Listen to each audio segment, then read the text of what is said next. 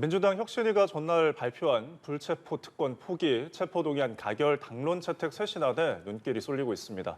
또 수능에서 킬러 무당 출제를 금지하자는 윤 대통령의 발언 여진도 이어지고 있는데요. 네, 두 분과 이 밖에 정치권 소식 짚어보겠습니다. 원영섭 국민의힘 공정미디어 소위 위원, 설주환 민주당 법률위 부위원장 두 분 모셨습니다. 안녕하세요. 네, 안녕하세요. 네. 자, 민주당 혁신위가 이제 발족을 했고 1호 혁신안으로 불체권 특권의 이 포기를 서약하고 향후 체포안 가결을 당론으로 채택하자고 요구를 했습니다. 잇따른 체포동의안 부결로 이게 방탄정당이라는 비판을 받아와서 그것부터 극복을 하자는 건데 이 혁신안 어떻게 보셨나요? 일단 취지 자체는 상당히 긍정적이라고 보입니다. 기존에 민주당에서 가져왔던 어떤 방탄 프레임 이것을 벗어날 수 있는 하나의 저는 계기가 될 수 있다고도 좀 봅니다. 그런 의미에서 혁신위가 아마 제안을 했다라고 생각을 하고요. 근데 이제 당내에서는 또 의원 개개인마다 또 생각은 좀 다르신 분도 계신 것 같습니다. 네. 물론 그분들의 어떤 말씀이라든지 어떤 의견도 충분히 저는 청취할 만하다. 왜 그러냐면 이것을 그냥 일거에 이제까지 민주당은 당론으로 체포 동의안을 부결한다 이런 내용은 한 번도 없었거든요. 다 의원 개개인을 맡겨서 지금까지 이제 부결이 나왔다는 결론은 있습니다만은 좀 그런 부분에서 헌법상 주어진 권리를 저는 이렇게 어떤 당 내에서의 어떤 전체 당론으로 정하는 것이 과연 옳은가에 대한 문제는 저는 있다고 봅니다. 차라리 이번에 혁신위에서 이런 의제를 저는 했기 때문에 저는 오히려 여야가 이 부분에 대해서 원포인트 개헌도 저는 가능하다고 봐요. 그러니까 여야가 지금 합의된 내용이 지난번 5.18 어떤 민주화 운동에 대한 헌법 기재 문제와 그다음에 헌법 전문 기재 문제와 그다음에 혁신위에서 이번 내작원 지금 국민의힘에서도 전부 다 전원 서명하지 않았습니까? 불체포 특권 포기에 대해서 저는 그렇다고 한다면 이 부분을 올해 10월 달에 있을 보궐선거와 관련해 가지고 원포인트 개헌을 해도 충분히 되지 않을까? 저는 여야가 당 내에서 그냥 구호로서 그칠 게 아니라 오히려 실질적인 행동을 보여준다고 한다면 여야가 전혀 지금 이론의 여지가 없는 서로 동의하고 있는 체포동의안 포기 그러니까 불체포 특권의 포기를 헌법 개정을 통해서 완벽하게 이뤄낼 수 있도록 하는 것이 오히려 더 낫지 않을까라는 생각을 해봅니다. 불체포 특권 포기의 개헌까지 언급을 해주셨는데 민주당 혁신은 어떻게 보셨나요? 원래 대한민국 정치에서 야사적인 재미로는 민주당 내부 권력 투쟁이 최고입니다. 밖에서 이렇게 관전하면서 보면 무협지 보듯이 정말 이 머리 싸움이 굉장하신데 국민의힘만 하더라도 대통령당이고 전문가당이라서 좀 단조로워요, 내부 권력 투쟁이. 그런데 지금 이재명 대표가 불체포 특권을 포기하겠다고 이야기를 하고 그리고 혁신위에서 그러면 우리 모두 포기하자고 이야기하는 거잖아요. 네. 그거는 이제 처음부터 예정돼 있던 어떤 빌드업으로 저는 보고 있고요. 그러면 전체 불체포 특권을 포기시킨다. 이거는 이제 이재명 대표 혼자 개인의 문제가 아니고 아예 당의 방향성을 결정을 하는 거거든요. 근데 이게 당 외부적인 상황은 이런 게 있을 수 있습니다. 원래는 그러면 그전에는 불체포 특권을 왜 계속 부결시켜 왔느냐. 이게 지지도 문제도 있고 국민들이 당연히 싫어하는 걸 알면서도 근데 그게 하반기 때는 경기가 하강할 수 있다. 그리고 거기에 대해서 노조의 파업이라든지 이런 많은 대내외적인 악재가 겹치면서 윤석열 정부의 지지도가 떨어질 수 있고 그때 민주당이 다른 반격의 기회를 잡는다. 원래는 이런 가능성도 있었다고 이야기를 하더라고요. 근데 지금 윤석열 정부가 방산이라든지 삼성의 300조 투자라든지 고금리 상황에도 불구하고 투자 기조를 굉장히 높게 유지하는 이런 모순적인 상황을 잘 해내가고 있어요. 이거와 관련해서는 경제팀, 안보팀, 외교팀이 칭찬을 하고 싶은데 두 번째로는 이 상황에서는 더 이상 체포동의안을 부결시킬 수가 없는 거예요. 윤석열 정부는 잘하는데 민주당은 체포동의안을 계속 부결시켜 가다 보면 그게 총선에 앞두고 민심의 역풍을 받는 게 당연한 거고 일단은 대외적으로는 그렇고 그러면 당 내부적으로는 뭐냐? 체포동의안을 부결시키려고 하면 이재명 대표가 만약에 2차 체포동의안이 왔을 때 그걸 부결시키려고 하면 어떻게 해야 되냐면 의원들한테 다 사정을 해야 돼요. 체포동의안을 이게 부결될 수 있도록 도와달라. 그러면 현역 의원들이 있고 공천 시즌은 가까이 오는데 이 사람들한테 부결해 달라라고 요구를 하면 현역 의원들이 반대급부를 원하는 요구 사항은 공천일 가능성이 굉장히 많아요. 그러면 내가 불체포 특권을 포기하지 않겠다. 포기한다. 그러면 그러한 부탁을 안 한다는 거예요. 그러면 당신들하고 나하고는 이제 뭐 공천을 가지고 이렇게 부탁할 것도 없고 부탁 들어줄 것도 없고 그건 뭐냐? 그 내부 권력 투쟁을 제대로 하겠다는 뜻이거든요. 처음에 이제 이례경 혁신위원장 같은 경우에는 그게 바로 신호였는데 지금 또 새로운 혁신위원장도 결국 따지고 보면 이제 불체포 특권을 예. 포기하는 식으로 당론을 이끌어가면서 예. 문제를 풀어나가고 사실 이때 가장 크게 타격받는 사람들이 돈봉투 사건의 의원들이세요. 그런데 앞으로 그분들이 어떻게 이 부분에 대해서 반응할지가 좀 궁금하기도 합니다. 네. 앞서 말씀을 해주셨습니다만 민주당 내에서는 지금 야당을 겨냥한 검찰 수사가 많이 이루어지는 상황에서 헌법상 권리인 이 불체포 특권을 포기하는 게 과연 맞냐 이런 주장도 있고 또 이게 표결이 무기명으로 이루어지지 않습니까? 그렇기 네. 때문에 과연 실효성이 있냐? 말씀하신 것처럼 헌법 개정이 아니면 과연 이게 실효성이 있냐 이런 지적도 있거든요. 그러니까요. 이건 제도적으로 저는 바꿔야 한다고 생각을 해요. 언제든지 의원들은 변심할 수 있습니다. 충분히 자기 또 그다음에 이해관계라든지 또 의원이라는 그 300명의 집단도 어찌 보면 개인적인 친소관계가 있을 수도 있지 않습니까? 그렇기 때문에 뭐 당론이 그랬다 손 치더라도 무기명 투표라는 특성 때문에 이 부분은 어떻게 될지 결과를 모르는 거예요.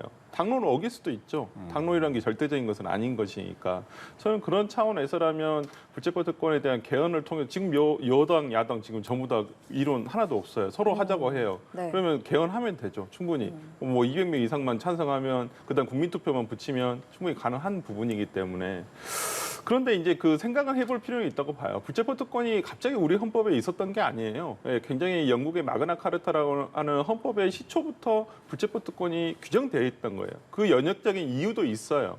그렇다고 한다면 어떤 지금의 문제는 뭐냐면 의원 개개인에 대한 개인 비리가 있었을 때 이걸 방탄을 쳐줄 것이냐 의회 차원에서 지금 이걸 우리가 비판하는 거 아니겠습니까? 국민들도 납득을 못 하시는 것이고 그렇지만은 우리가 헌법상 비상사태가 있을 수가 있어요. 그런 경우에는 의원들이 없으면 국회가 돌아가지 않음으로써 행정부의 독주를 견제할 수 있는 수단이 사라져 버린단 말이에요. 예. 제도적으로. 그렇기 때문에 지금 이 헌법상에 있는 불체포 특권을 어떻게 할 것인가 이 부분에 대한 국민의 어떤 중의와 그다음에 의원들의 의회 내에서도 한번 이 의견이 다 모여서 이게 개헌을 하든지 말든지 이건 이렇게 해야 되는 부분이라서 저는 아까도 말씀드렸지만은 단순히 뭐 당론이라든지 당 내에서 이견 물론 아까 반대하시는 분들 다 이렇게 얘기하시잖아요. 헌법상 규정이 권리인데 이걸 왜 포기하느냐 이렇게 얘기하기 때문에 그러면 그러한 어떤 그 반대 논리의 근거가 될 수 있는 것을 없애는 게 낫다라는 저는 예. 측면에서는 여야가 이번 기회에 한번 네. 개헌에 대해서도 한번 논의를 해봤으면 좋겠습니다. 네.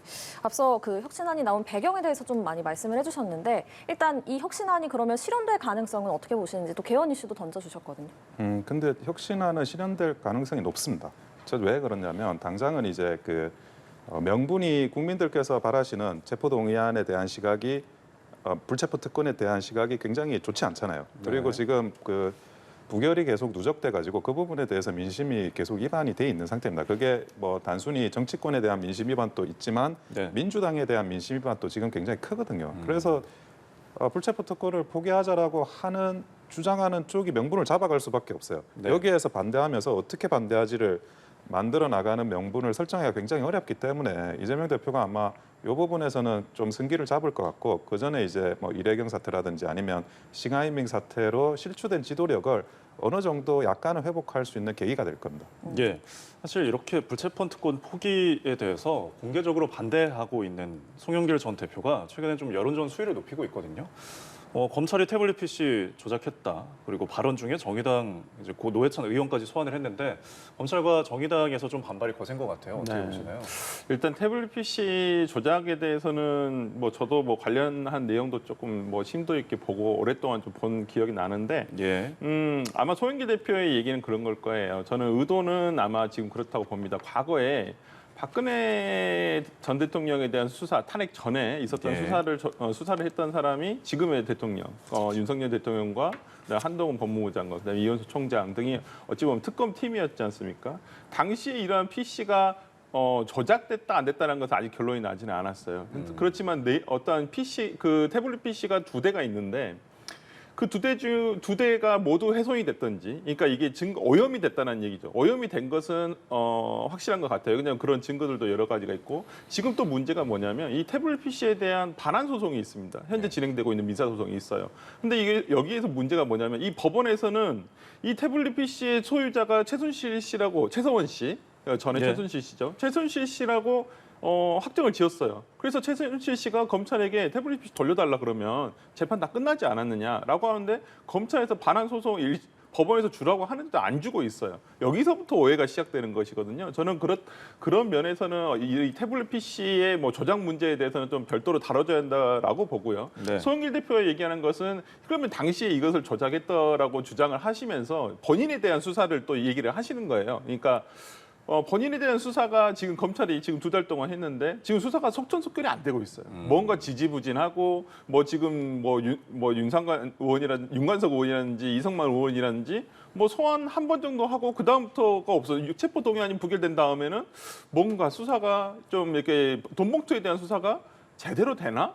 이런 생각이 들 정도고, 오히려 지금 송영길 대표의 주변부 수사를 통해서 오히려 개인 비리를 잡아서 지금 뭔가 진술을 하게끔 하려고 하는 것은 아니냐라는 지금 내용들이 있기 때문에, 저는 오히려 이런 얘기가 송영길 대표가 지금 뭐 계속 검찰에 찾아가고 지금 다시 자기를 소환하지 않으면 예. 자기가 진짜 검찰청 앞에서 텐트까지 치겠다라고 얘기하는 것은, 저는 오히려 이 송영길 대표에 대한 수사를 검찰이 이제는 책임지고 마무리를 해야 되는데 지금 마무리 못하고 있는 검찰 수사를 문제 삼을 수 있을 것 같고요. 예. 뭐 송영길 대표가 얘기를 한 뭐 노회찬 전 의원에 대한 얘기는 뭐 역사의 가정이란 없습니다. 그렇기 때문에 뭐 지나간 역사에 대해서 네. 뭐 이런 얘기 충분히 본인 입장에서 그냥 뭐 개인적인 아쉬움을 저는 얘기한 것이라고 생각합니다. 예. 뭐 송 전 대표 여론전 그리고 검찰 수사에 대해 지적을 해주셨는데 어떻게 보셨나요? 저는 이 말을 하시는 거 보고 굉장히 옛날 일들이 주마등처럼 스쳐 지나갔는데요. 그 2017년 초죠, 한 2월 전후로 해가지고 예. 그 광화문에서 촛불 시위 계속 하고 있을 때, 그때 이제 정우택 대표가 원내대표로 취임을 하세요. 그러면서 제일 먼저 하신 게 태블릿 PC TF 팀을 만든 겁니다. 그러면서 이제 이 태블릿 PC가 조금 이상하다, 이거 한번 알아보자 이래가 팀을 만들었는데, 제가 그 팀에서 보고서 실무 작업을 담당을 했었습니다. 예. 그래가지고 이 부분을 제가 그 실무 보고서를 제가 썼던 사람이라서 어느 정도는 아는데, 그래서 이게 그 정말 최서원 씨 거냐 최순실 거냐라고 하는 두 가지 이슈가 있었어요. 하나는 그 셀카, 최서원 씨의 셀카가 하나 있었고, 하나는 나머지 하나는 최서원 씨가 이 태블릿으로 연설문을 수정을 했다는 거예요. 그래가지고 그 두 개 때문에 그게 들불처럼 번져가가지고 이게 그 물론 촛불 시위도 일어나고 탄핵까지 가고 이런 게 있었는데, 그 당시 뭐 그 우리가 수사권도 없고, 그리고 이제 그 아무것도 지금 언론에 나와 있는 자료밖에 없는데 이걸 가지고 이제 진상 조사를 해야 되는 거예요. 근데 그 셀카하고 그 연설문 수정과 관련해서는 두 가지 이슈가 있었어요. 하나는 뭐냐, 셀카는 제가 셀카는 이게 셀카가 아니다라는, 아닐 가능성이 굉장히 높다라는 내용으로 보고서를 냈습니다. 왜 그러냐면 그 셀카의 시선이, 최서원 씨의 시선이 렌즈를 쳐다보지 않아요. 원래 셀카라고 하면 반드시 렌즈를 쳐다봐야 되는데, 화면 쳐다보고도 찍을 수 있는 거 아닙니까? 네, 근데 그 시선이 약간 많이 달랐어요. 셀카를 찍기에는. 그래가지고 이게 셀카가 아닐 것 같다라고 했는데, 그게 나중에 이제 그 한 1년쯤 있다가 검찰에서 법원 과정에서 포렌식 자료로 나오면서 셀카가 아니란 걸로 나왔어요. 그리고 두 번째가 이제 연설문 수정인데, 연설문 수정이 왜 중요하냐면 그 앱으로 연설문을 수정을 하려면 그 워드 프로그램은 반드시 유료 프로그램이어야 해요. 그러니까 그냥 뷰어, 연설문을 보는 거는 이제 그 무료 프로그램인데, 네. 연설문을 수정하는 건 그게 이제 유료 프로그램인데, 그러면 구글 계정과 연결된 신용카드 결제 내역이 있어요. 예. 그걸 확인해야 된다는 거였는데, 나중에 이게 연설문 수정 안 했다로도 바뀐 거예요. 그래서 이 두 가지가 실제로는 이제 그 언론에서 시작을 한 거고, 검찰은 이 언론에서 시작한 이야기를 추적을 하면서 포렌식 과정에서는 또 다르게 밝혔기 때문에 검찰에서 조작하기는 어려워요. 이게 그건 어렵다고 보고, 그러면 송영길 대표가 이런 이야기를 왜 하느냐? 첫째, 이제 노회찬과 관련한 단일화 이야기는 이재명 대선을 이야기하는 거고, 예. 태블릿 PC 이야기는 문재인 때 대선을 이야기하는 거고, 그리고 이 문제들은 본인이 당대표였을 때의 이야기예요. 내가 내가 네. 입 더 열면 뭐 다친다. 사실은 이런 이야기 하시는 겁니다. 네, 네, 알겠습니다. 예, 네. 그런 것 같아요. 네, 이렇게 좀 민주당이 어수선한 상황에서 오늘 오후에 이낙연 전 대표가 귀국을 합니다. 이 전 대표의 귀국이 앞으로 민주당에도 어떤 영향 줄 걸로 예상하십니까? 글쎄요, 저는 개인적으로는 이낙연 대표의 정치적 역할이 과연 있을 수 있을까? 저는 하는 것이 옳지는 않다고 봐요. 뭐 제가 뭐 이재명 대표 쪽에서 뭐 얘기를 하는 것도 아니고 그냥 민주당을 생각한다면 저는 이낙연 대표는 이미 흘러간 강물이다. 흘러간 강물로 물레 방아를 돌릴 수는 없어요. 네. 저는 이미 역할은 지난 대선으로 저는 마무리됐다고 생각을 하고 예.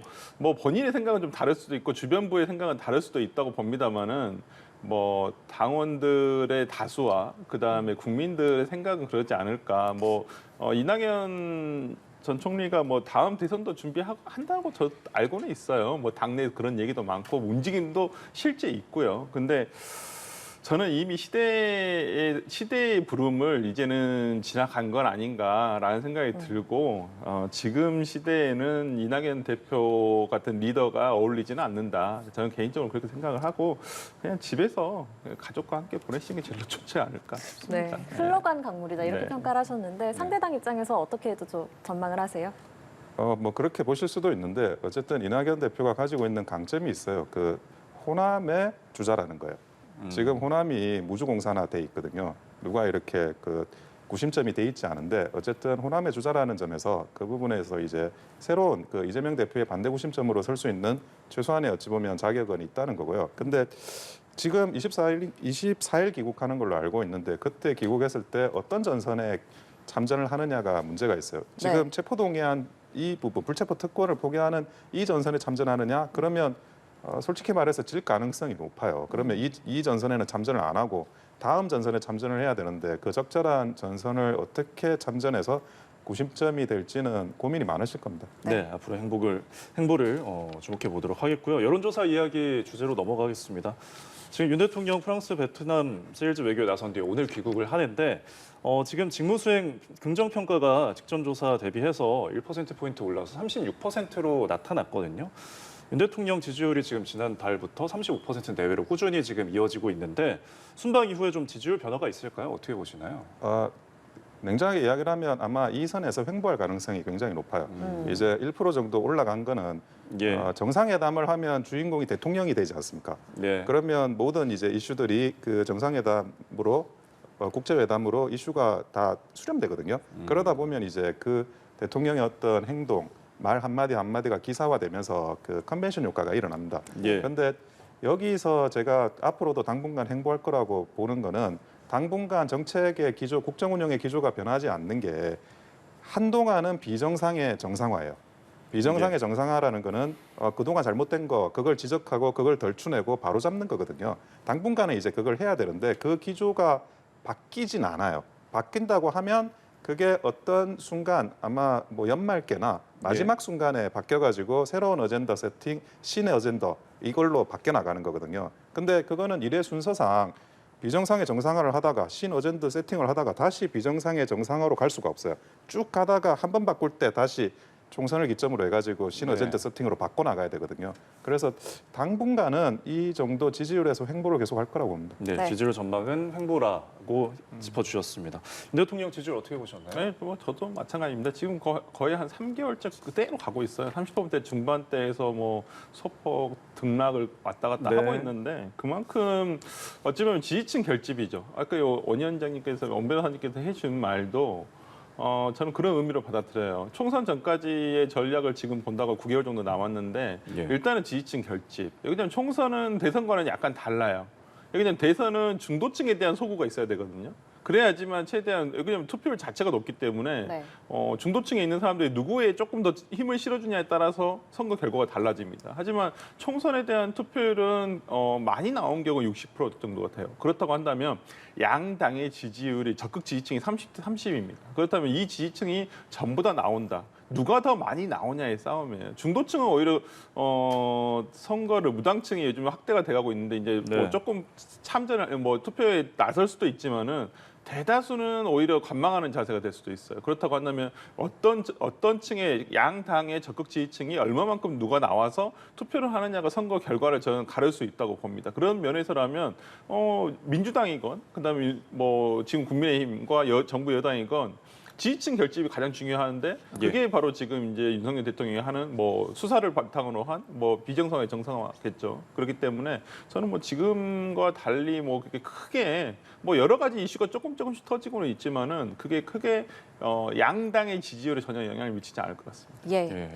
그런데 이번에요, 교육 정책이 긍정평가, 부정평가 사유에 새롭게 등장을 했습니다. 아무래도 이번 수능 논란에 대해서 상반된 시각을 좀 보여주는 것 같거든요. 이 부분은 어떻게 평가하세요? 상반된 시각이기도 한데요. 그 예. 교육이라는 게 정치에서는 제일 파괴력이 높은 이슈 중에 하나입니다. 예, 그 전에 이제 뭐 군대 문제, 입시 문제 이게 예. 제일 큰 문제였고 지금은 이제 학폭 문제까지 제일 큰 문제가 되잖아요. 예, 교육 문제가 큰 문제가 될 수밖에 없는 건 국민 모두가 당사자예요. 국민 모두가 네. 다 그 초중고 다니고 대학 다니고 네. 하는 과정에서 시험 쳐야 되고 학교 생활해야 되고 국민 모두가 또 학부모예요. 그러니까 이게 어디서 저 멀리서 있는 이슈가 아니라 당장 내 앞에 있는 이슈이기 때문에 모두가 관심을 가질 수밖에 없거든요. 근데 그 중에 수능 입시와 관련한 그 출제 범위에서 내느냐 안 내느냐 이것도 너무나 중요한 이슈니까 파괴력이 자체가 원래 좀 교육 이슈가 큽니다. 그래서 그 부분에 대해서는 뭐 앞으로 그 추이와 전개를 떠나서 계속 중요한 파괴력으로 있을 예. 것 같고요.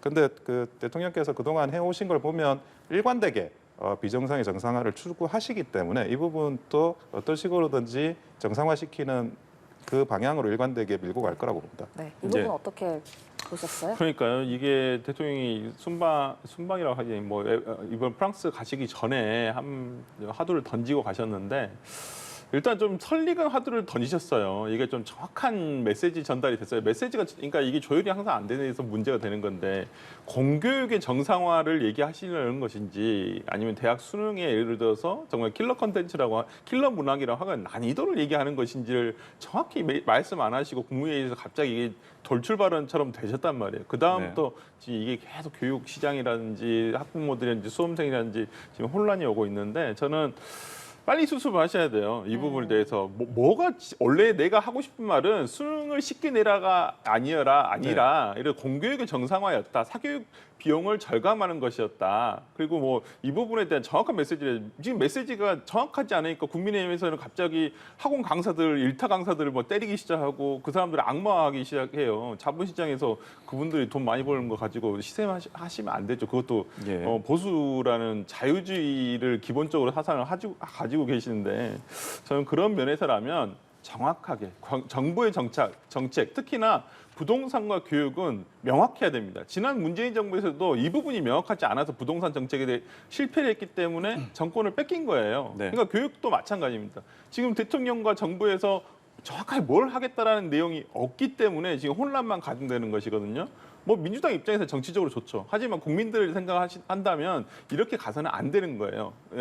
고3들에게 혼란과 그다음에 다음 내년에 있을 학생들과 학부모들에게 혼란을 주지 않기 위해서는 교육부가 명확한 메시지를 내야 된다고 생각합니다. 네, 정확한 정책 메시지에 대한 지적이었는데 사실 킬러 문항 배제 등과 관련해서 사교육비 경감 대책의 일환으로 이제 정부가 내세웠거든요. 근데 교육부가 다음 주 월요일에 사교육 대책을 발표를 하는데 이 킬러 문항에 대한 좀 혼란도 있는데 이걸 직접적으로 공개를 하면은 좀 누그러질까요? 제가 96학번인데요. 예. 94, 95, 96 때 본고사가 있었어요. 그리고 그 96학번이 본고사 치고 끝나고 나서 본고사가 폐지됐는데 그래서 네. 97학번까지는 다 본고사 공부를 했었거든요. 네. 그래서 저도 본고사 하면서 일본 뭐 각종 본고사 문제라든지 그 전에 기출된 우리나라 본고사 문제를 다 보고 그랬는데 네. 예. 거기서 일단 서울대 빼고는 나머지는 이제 뭐 그 유명한 그 수험서 있잖아요. 수학과 관련해서 그걸로 네. 다 풀 수 있어요. 근데 서울대 문제는 손도 못 대는 게 좀 있더라고요. 근데 이번에 2024년 6월 모의고사 수학 22번을 제가 봤는데 예. 그게 이제 일간지에 그 문제가 나왔어요. 그래가지고 이게 킬러 문제다 네네. 하면서 그게 이번 6월에 나온 문제예요. 근데 그 문제를 보는데 그때 서울대 본고사에서 그 손도 못 댄 그 수준의 문제가 나온 거예요. 예. 그러니까 아니 이거를 지금 본고사를 없애자라고 했던 게 원래 사교육비가 많이 드니까 본고사를 없애자고 한 거잖아요. 근데 서울대 본고사 치는 사람들은 서울대 지망하는 사람들만 치는 거잖아요. 그 사람들만 준비하면 돼요. 예. 근데 수능은 전 국민이 치는데 전 국민한테 그런 그 손도 못 대는 본고사 문제를 낸 거나 마찬가지고 이 수험생들은 그 문제를 풀기 위해서 준비를 해야 되는 거예요. 사교육비가 늘어날 수밖에 없죠. 그러니까 제가 준비하고 있다는 그런 이제 그 킬러 문제들의 예시를 좀 있으면 공개한다 그러는데 이미 예. 좀 공개돼 있는 건 있거든요. 예. 그걸 보면 어느 정도 많이 이렇게 이해하실 거라고 봅니다, 국민들께서. 킬러 문항 공개와 관련해서 어떤 생각이십니까? 아니 이건 이 킬러 문항이 문제가 아니었어요. 기본적으로 예를 들어 사교육비 경감을 하기 위해서 킬러 문항 없애잖아요. 그럼 지금 학원가에 돌아다니는 소문이 뭐예요? 그러면 중킬러 문항을 이제 공략하자. 그렇게 가는 거예요. 그러니까 사교육 자체를 인정하지 뭐 사교육 옹호하는 게 아니라 사교육 경비 당연히 줄여야 돼요.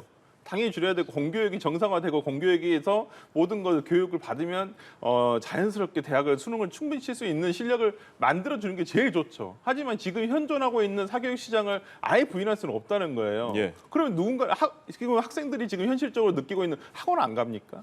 학원 당장 다음 달부터 안 갈 수 있어요? 그렇지 않아요. 그런 수험생이라든지 학부모가 어디 있겠어요. 그렇다고 한다면 이걸 단순히 킬러 문제만 없앨게. 그러면 중킬러 문제 간다니까요. 어떻게든 풍선 효과예요. 그러니까 이게 근본적인 원인이 될 수 있는 게 아니라 킬러 문항도 없애고 당연히 저는 그 수능이 조금 난이도가 쉬워져서 평준화돼서 이것을 많이 반영을 그러면 이것을 정시에서 얼마만큼 반영을 할 것인가 예. 제도를 얘기를 하셔야지. 이거 킬러 문항 내가 공개할 테니까 이거 안 낼 거예요 이렇게 하면 그건 그거보다 약간 쉬운 거 내서 변별력을 키운다. 이거 변별력은 어떻게 하실 거예요? 그러면 저는 그런 부분에서 그냥 단순히 이거 하나만 이게 막 이렇게 떠드니까 교육부에서 할 게 아니라 네. 그러면 수능에서 이걸 어떻게 할 것이고 앞으로 이렇게 좀 근시한 적이 아닌 조금 멀리 보면서 좀 교육부 장관께서 얘기를 해주셨으면 좋겠어요. 네, 네. 교육부 발표를 좀 기다려 보도록 하겠습니다. 네, 양당 대표는요 어제 청년층을 대상으로 하는 행보에 나섰습니다.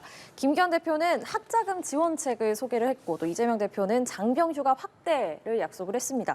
청년 표심에 어떻게 다가갈 수 있을지 어떻게 예상하십니까? 그동안 이제 청년 정치를 청년에게 다가가는 방법이 두 가지 방법이 있는데 네. 청년 정치인을 내세우는 방법이 있고 그게 아니라 정책을 청년을 위한 정책이 있는데 근데 청년 정치인 굳이 안 내세워도 장년 정치인 또 청년에게 관심이 있고 청년의 그 관심사에 알맞은 정책을 제시하면 청년들로부터 표를 받을 수 있거든요. 그러니까 그 부분에 대해서 너무 뭐 청년 정치 이렇게 생각하기보다는 우리 당이 아니면 국민의힘 전체나 민주당 포함해가지고 전체가 어떻게 청년에 접근한다고 생각을 고민하다 보면 제대로 된 그런 정책이 나올 거라고 봅니다. 네, 네. 이번 행보 청년층 표심 좀 얻을 수 있었을까요? 아니요, 안 돼요. 이거 정말 안 돼. 대학생 학자금 지원하는 그러면 대학생 아닌 청년들은 어떻게 해요? 그분들 어떻게 돼? 고등학교 졸업하고 취업하신 분들은 어떻게 해요? 그러면 상대적 박탈감이 바로 나오잖아요. 제가 그냥 생각해도 이게 근본적인 원인이 아니고 이런다 해서 청년들이 와 국민의힘, 와 민주당 이렇지 않습니다 절대로. 네. 그러니까 평소에 보여주니까 정치는 희망을 보여주는 거고 미래를 보여주는 거예요. 예. 나이 많은 예를 들어 김종인 전 대표 있잖아요. 하지만 이준석 전 대표가 너무 잘 맞아요.